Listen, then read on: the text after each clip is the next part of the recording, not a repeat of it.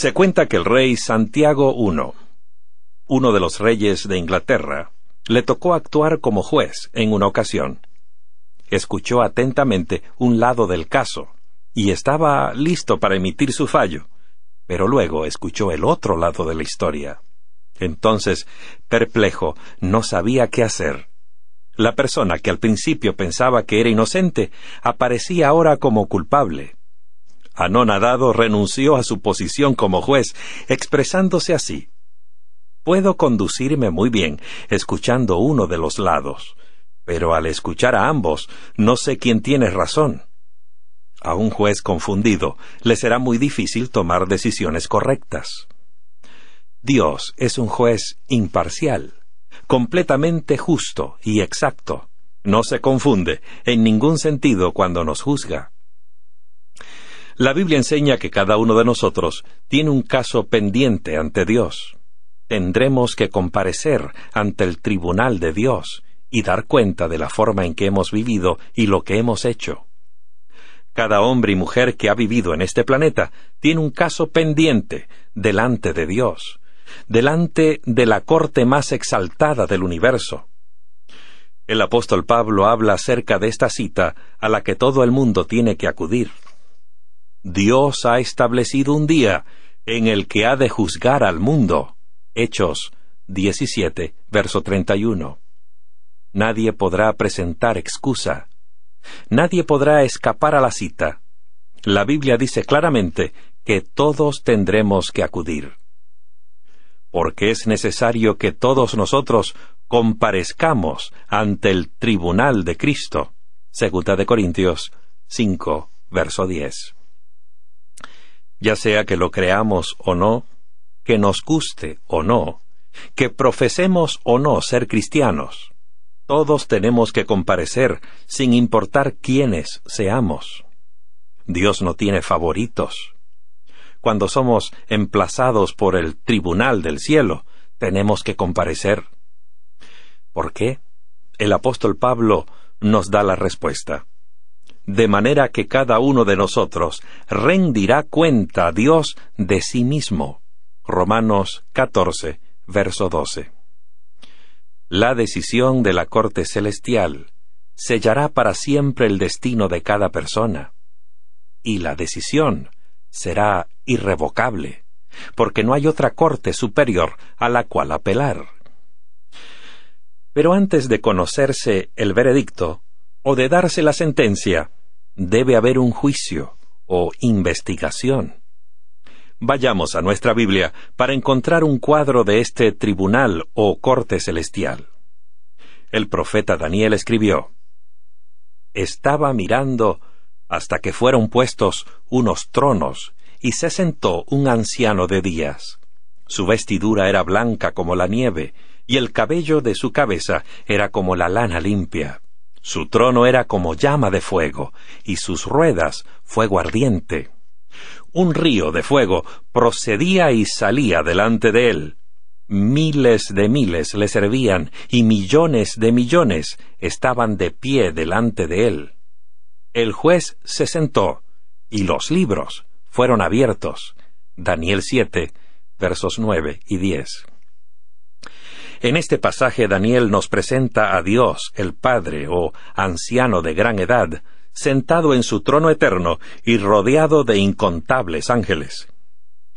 Note ahora lo que Daniel vio luego en su visión. Daniel 7:13. «Estaba yo mirando en las visiones de la noche, y he aquí en las nubes del cielo venía alguien como un hijo del hombre. Llegó hasta el anciano de días, y le presentaron delante de él». Aquí el Hijo de Dios está de pie ante el anciano de días. Cuán semejante a la escena de un tribunal en la tierra. Hay un juez que preside, el anciano de días. Hay testigos, los santos ángeles, que han visto y registrado todo. Y de pie, delante del trono, está Jesús, el abogado del hombre, como lo llamó el apóstol Juan. En 1 de Juan 2:1 leemos: «Abogado tenemos delante del Padre a Jesucristo el justo, Primera de Juan 2:1. Bueno, dirá usted, todo el mundo parece estar allí, menos el que va a ser juzgado. En esencia esto es verdad, pero notemos lo que dice la Biblia. El juez se sentó y los libros fueron abiertos. Daniel 7:10. Evidentemente, estos libros contienen los registros de los actos de aquellos que están siendo juzgados, porque Salomón escribió: Dios traerá a juicio toda acción junto con todo lo escondido, sea bueno o sea malo. Eclesiastés 12:14. Y Malaquías añade: Entonces los que temían a Jehová hablaron cada uno con su compañero, y Jehová prestó atención y escuchó. Y fue escrito un libro como memorial delante de él, para los que temen a Jehová y para los que toman en cuenta su nombre. Malaquías 3:16. Dios está consciente de cada vez que nuestro corazón es atraído a Él. Registra cada palabra de ánimo que le damos a alguien y cada acto de bondad. El rey David sabía también de registros porque dijo: Pon mis lágrimas ante ti. ¿Acaso no están escritas en tu libro? Salmos 56:8. Dios sabe también de nuestra gran tristeza en la vida. Dios sabe todo acerca de nosotros. David escribió al respecto: Oh Jehová, tú me has examinado y conocido. Todos mis caminos te son conocidos. Y en tu libro estaba escrito todo aquello que a su tiempo fue formado, sin faltar nada de ello. Siendo que Dios sabe todo acerca de nosotros, no necesita guardar registros. Los registros se guardan por causa del universo, de manera que haya clara evidencia del amor y la justicia de Dios en cada caso. Es solemne saber que tenemos que rendirle cuentas a Dios. Para empezar, cada uno debe rendir cuentas por el don más precioso de todos, la vida. Eso es lo que dijo Salomón cuando escribió: Alégrate, joven, en tu adolescencia, y tenga placer tu corazón en los días de tu juventud. Anda según los caminos de tu corazón, y según la vista de tus ojos, pero ten presente que por todas estas cosas Dios te traerá a juicio. Eclesiastés 11, verso 9. San Mateo escribió: En el día del juicio, los hombres darán cuenta de toda palabra ociosa que hablen, porque por tus palabras serás justificado, y por tus palabras serás condenado. Mateo 12, 36 y 37. Alguien ha calculado que las personas, como promedio, hablan suficientes palabras en una semana como para llenar un libro de 320 páginas. En 60 años, eso significarían más de 3,000 libros de ese tamaño. ¿Qué tendrá para decir su librería en el día del juicio? Pero hay algo más. Quedará al descubierto aún la motivación detrás de esas palabras y acciones. Primera de Corintios 4:5 declara: El Señor sacará a la luz las cosas ocultas de las tinieblas y hará evidentes las intenciones de los corazones. En ese día no podrá borrarse nada, ni habrá encubrimientos. El ser humano puede engañar a sus amigos y aun a sus familiares, pero nadie puede engañar a Dios. Dios lee los secretos del corazón. Cuando llegue el día del juicio, nos encontrará en una de estas dos posiciones. O nuestro registro de los errores pasados ha sido cubierto con la sangre de Jesús, o ese registro nos condenará. Y por supuesto, no es lo que profesamos, sino lo que en verdad somos y hacemos lo que determinará el fallo. Se nos dice que cuando Jesús venga, recompensará a cada uno conforme a sus hechos. Mateo 16:27. Nuestras obras no son la base de nuestra salvación, sino que lo es la gracia de Dios. Pero nuestras obras revelan si nuestro corazón está consagrado a Dios o no. Tal vez esté usted pensando, si somos salvos por la gracia, ¿por qué vamos a ser juzgados por nuestras obras? Es una buena pregunta.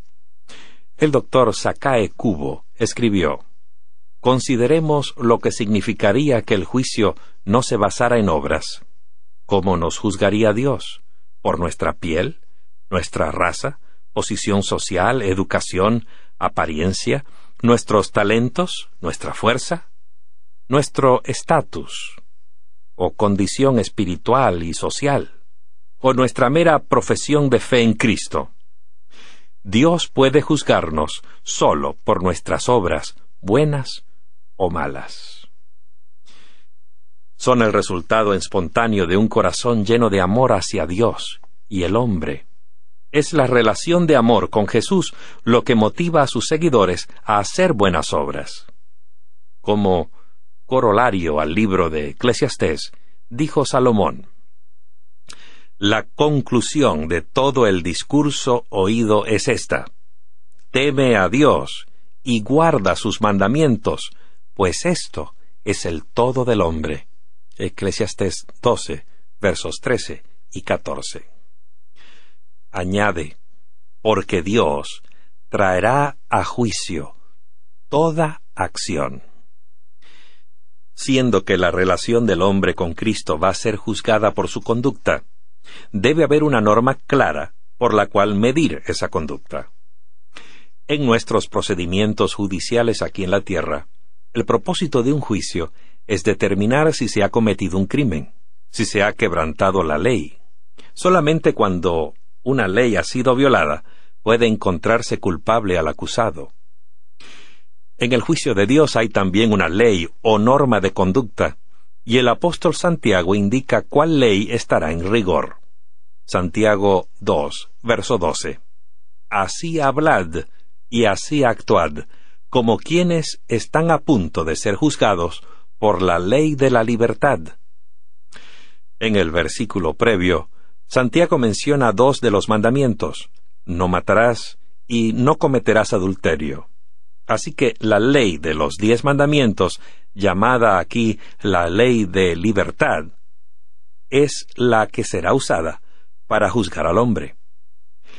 El juicio simplemente determinará de qué lado estamos en el gran conflicto entre Cristo y Satanás.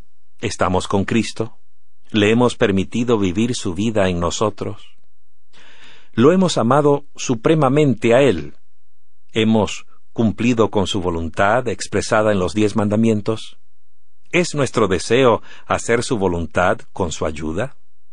¿Ha escrito Dios su ley en nuestro corazón? A todo inmigrante que desea convertirse en ciudadano de un país, se les pide que prometa lealtad al mismo, comprometiéndose a ser un ciudadano leal y a respetar las leyes del lugar. Lo mismo sucede con los cristianos. Cuando aceptan a Cristo y desean convertirse en ciudadanos de su reino, Dios les pide que le prometan amor y lealtad y mantener en alto las leyes de su gobierno. Sin embargo, no todos los inmigrantes de determinado país permanecen fieles a sus votos. Algunos parecen ser ciudadanos leales al país, pero más tarde se descubre su conducta subversiva. Cuando puede comprobárseles tal conducta, se revoca su ciudadanía y son deportados. De la misma manera, no todos los cristianos permanecen fieles a sus votos. No es suficiente profesar ser seguidores de Cristo. Debemos permitir que la vida perfecta de obediencia y fe de Jesús sea vivida, reproducida en nosotros. Dijo Jesús, no todo el que me dice Señor, Señor, entrará en el reino de los cielos, sino el que hace la voluntad de mi Padre que está en los cielos. Mateo 7:21. La gran controversia entre el bien y el mal, entre Cristo y Satanás, gira en torno al carácter del amor de Dios. Y la ley divina es una norma escrita en ese carácter. Con razón tiene un lugar tan prominente en el juicio final. Pero un asombroso hecho muy poco conocido por los cristianos es que las cortes celestiales están en sesión ahora mismo. De hecho, el Apocalipsis, último libro de la Biblia, revela que el juicio de Dios se está llevando a cabo ahora mismo. Esa es la razón por la cual en los últimos capítulos del libro de Apocalipsis, el apóstol Juan presenta con estas palabras la última advertencia e invitación al mundo. Apocalipsis 14, versos 6 y 7. Vi otro ángel que volaba en medio del cielo, que tenía el Evangelio eterno para predicarlo a los que habitan en la tierra, a toda nación y raza y lengua y pueblo. Decía a gran voz: Temed a Dios y dadle gloria, porque ha llegado la hora de su juicio. Adorad al aquel que hizo los cielos, la tierra y el mar y las fuentes de las aguas. Notará usted que este mensaje no dice que el juicio va a venir. Dice, la hora de su juicio ha llegado.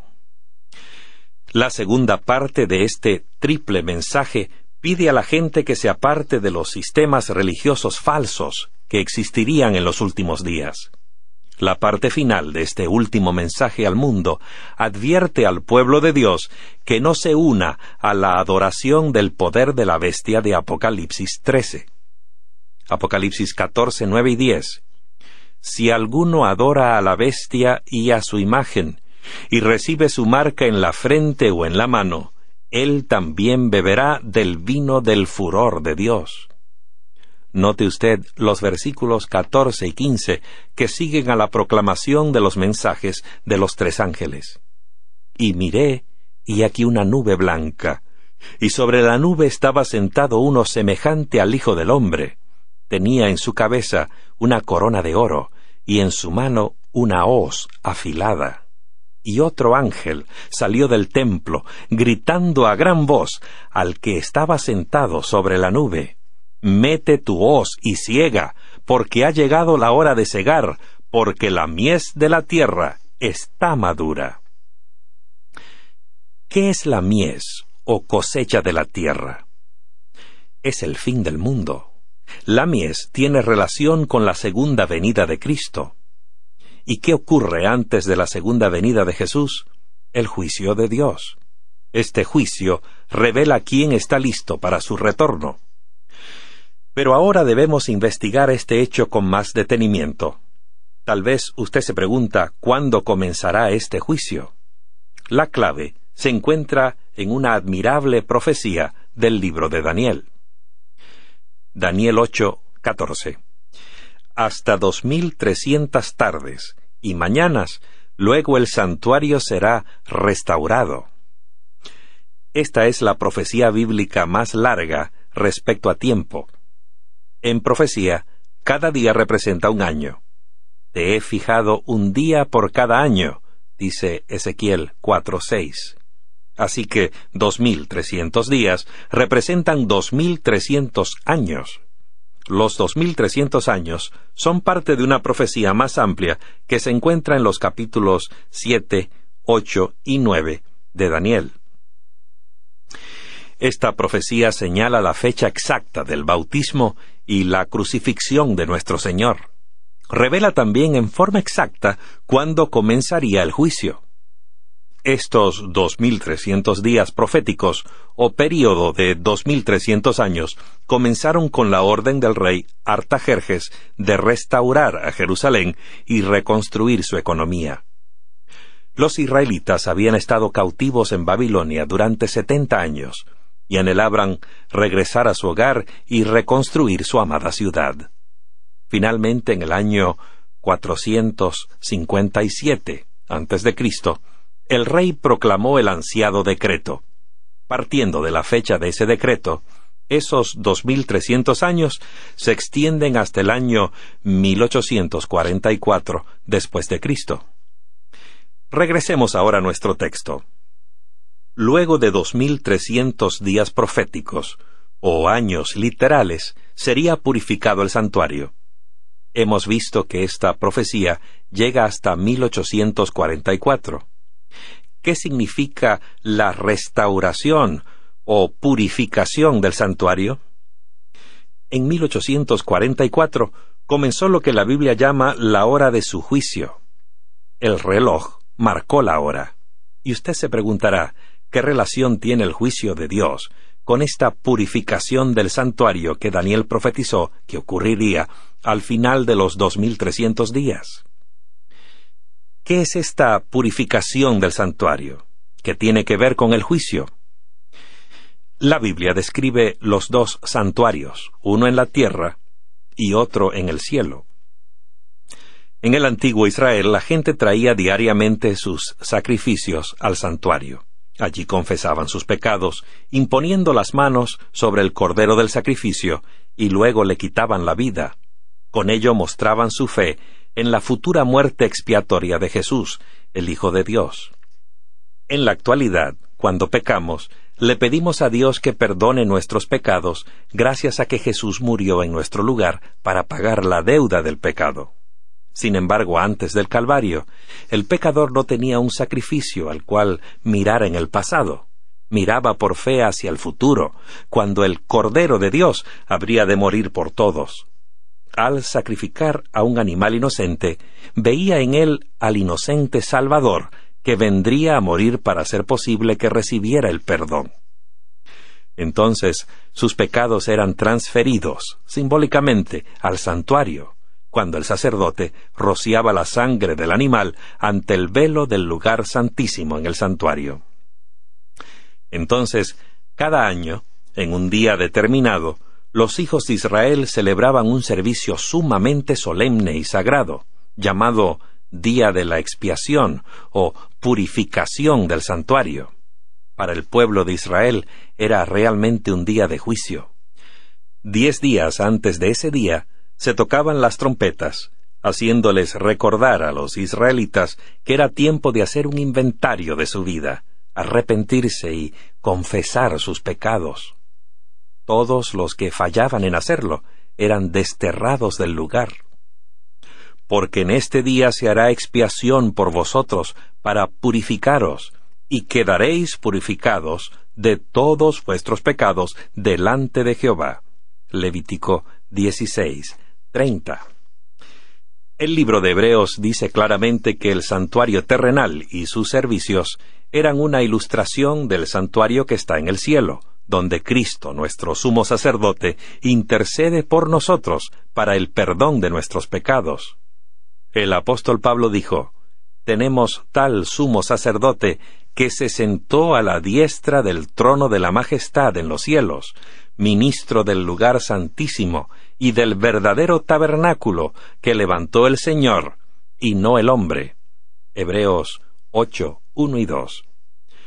Y en otro lugar: «Pero estando ya presente Cristo, el sumo sacerdote, entró una vez para siempre en el lugar santísimo mediante su propia sangre, logrando así eterna redención, porque Cristo no entró en un lugar santísimo hecho de manos, figura del verdadero, sino en el mismo cielo, para presentarse ahora delante de Dios a nuestro favor». La muerte de Cristo en el Calvario provee una completa expiación o redención de nuestros pecados. Hebreos 7:25. «Por esto también puede salvar por completo a los que por medio de él se acercan a Dios, puesto que vive para siempre para interceder por ellos». El verdadero tabernáculo o santuario está en el cielo. Todo lo que pasó en la tierra fue una figura de lo que sucede en el cielo de acuerdo con el plan de salvación. Jesús es el Cordero que murió. Jesús es el Cordero que vive. Jesús es nuestro gran sumo sacerdote también. Así como en Israel, el sumo sacerdote entraba al lugar santísimo una vez al año, así Jesús, al final del tiempo, entró en el lugar santísimo a llevar a cabo su labor de juicio. En el juicio es nuestra relación con Cristo y nuestra actitud hacia Él lo que determina nuestro destino eterno. Cristo anhela salvarnos. Jesús está haciendo todo lo que puede por salvarnos.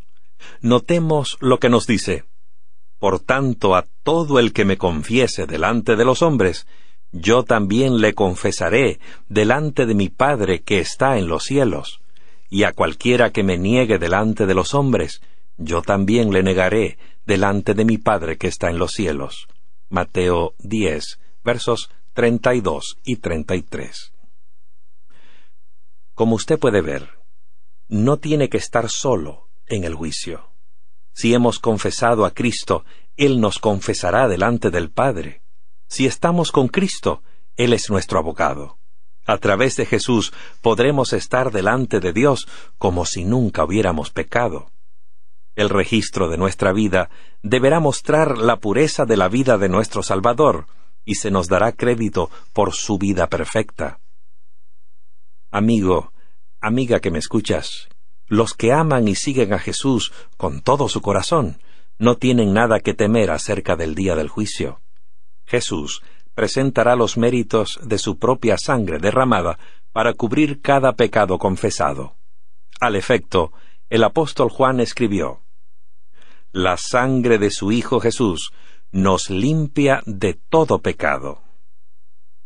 Amigo que me escuchas, estamos viviendo en las últimas horas de este mundo, previo al advenimiento de Cristo, y ya se ha venido llevando a cabo en las cortes celestiales desde 1844 el juicio. Sin duda el juicio comenzó con Abel, la primera persona justa que murió en este planeta. El apóstol Pablo escribió: porque es tiempo de que el juicio comience por la casa de Dios. Primera de Pedro 4:17. En otras palabras, el juicio comenzó con aquellos que profesaron pertenecer al pueblo de Dios. Imaginemos por un momento el turno de Abel frente al tribunal divino. Cuando su caso es traído a la corte, Dios considera la vida de Abel y allí está el registro de su aceptación de la muerte del Cordero de Dios. Uno de los últimos actos de Abel, registrados en la Biblia, fue el sacrificio que ofreció, mostrando su fe en el Redentor venidero. La vida de Cristo le es acreditada a su cuenta. Sus pecados están ahora todos cubiertos por la sangre del Cordero de Dios. Jesús, el abogado de Abel, extiende sus manos que llevan las cicatrices de los clavos y dice: Padre, mi sangre pagó la deuda de Abel. Los corazones de miríadas de ángeles se llenan de emoción cuando Jesús dice: mantén el nombre de Abel en el libro de la vida. Y su nombre permanece allí. Cristo lo prometió. Apocalipsis 3:5 dice: el que venza será vestido con vestidura blanca, y nunca borraré su nombre del libro de la vida, y confesaré su nombre delante de mi Padre y delante de sus ángeles. Y sin duda, el nombre de Judas ha sido traído al tribunal de juicio. Judas había sido un seguidor de Cristo, uno de sus discípulos. No era del todo malo, pero su vida no estaba a la altura de su profesión. No amaba a Cristo en forma suprema. En ocasiones se sentía atraído a Cristo, pero una debilidad lo llevaba a otra hasta que finalmente vendió a su Señor por 30 piezas de plata. Entonces, en su angustia, se ahorcó. Jesús amaba a Judas. Hasta se detuvo a lavarle los pies llenos de polvo la noche de la última cena. Jesús deseaba ganarse el corazón de Judas. Deseaba poder defenderlo como su abogado en el juicio. Pero Judas le volvió la espalda. Cuán triste debe de haber sido para Jesús revisar el nombre de Judas. No nos servirá de nada en el juicio nuestra propia justicia. Escuchemos lo siguiente: todos nosotros somos como cosa impura, y todas nuestras obras justas son como trapo de inmundicia. Isaías 64, verso 6. Solamente aquellos que han continuado poniendo a Cristo en el primer lugar de su vida pueden vestir el manto de su justicia. Sin Él, ninguna persona puede ser vindicada en el juicio. Por ello el nombre de Judas es borrado del libro de la vida. Amigo que me escuchas, vivimos en una hora solemne. Así como los israelitas, nosotros también necesitamos hacer un inventario de nuestra vida. Necesitamos mantener nuestro compromiso con Jesús, siendo esa nuestra única posible preparación para comparecer ante el tribunal. Pronto se terminará el tiempo de probación y se pondrá en efecto el decreto: el que es injusto, haga injusticia todavía; el que es santo, santifíquese todavía. Apocalipsis 22:11. En ese tiempo será retirada la misericordia y perdón que Dios le ha ofrecido al hombre durante tanto tiempo. Las palabras más tristes que el ser humano pueda pronunciar serán las de aquellos que rechazaron la salvación, que no aceptaron a Cristo como su Señor y abogado. Entonces dirán: ha pasado la siega, se ha acabado el verano, y nosotros no hemos sido salvos. Jeremías 8, verso 20. Luego Jesús regresará a la tierra. Notemos sus propias palabras: he aquí vengo pronto, y mi recompensa conmigo, para pagar a cada uno según sean sus obras. Apocalipsis 22:12. Lo dejo contigo, mi amigo, amiga que me escuchas. Jesús anhela ser tu abogado en el juicio. Anhela que aceptes su sacrificio en el Calvario, que confieses tus pecados de modo que Él pueda borrarlos. Anhela tenerte escrito en el libro de la vida. El apóstol Juan describe a los que entrarán y los que no entrarán a la ciudad santa. Jamás entrará en ella cosa impura o que hace abominación y mentira, sino solamente los que están inscritos en el libro de la vida del Cordero. Apocalipsis 21:27. ¿No te gustaría abrirle tu corazón a Dios sin dilación? ¿No te gustaría pedirle que quite de tu vida cualquier cosa que te impida entrar en su reino? En el juicio se revelan todas las cosas acerca de nosotros. Todo queda expuesto ante el universo entero. Todos nuestros pecados quedan registrados. ¿Te gustaría tener tus pecados cubiertos por la sangre de Cristo? Que Cristo te declare como suyo en el juicio, diciendo: sí, esta mujer, este hombre, es uno de los míos. Yo le he perdonado sus pecados, le he cancelado su deuda, le he perdonado su culpa. Sus pecados están cubiertos con mi sangre, borrados de los registros para siempre. Jesús está delante del trono celestial. Está allí en el juicio como tu Salvador. ¿Vendrás a Él ahora mismo, en este momento? ¿Le entregarás tu vida completa a Jesús? ¿Por qué no haces esa decisión ahora mismo, mientras oramos, y le dices: sí, Señor, toma mi vida, deseo ser tuyo?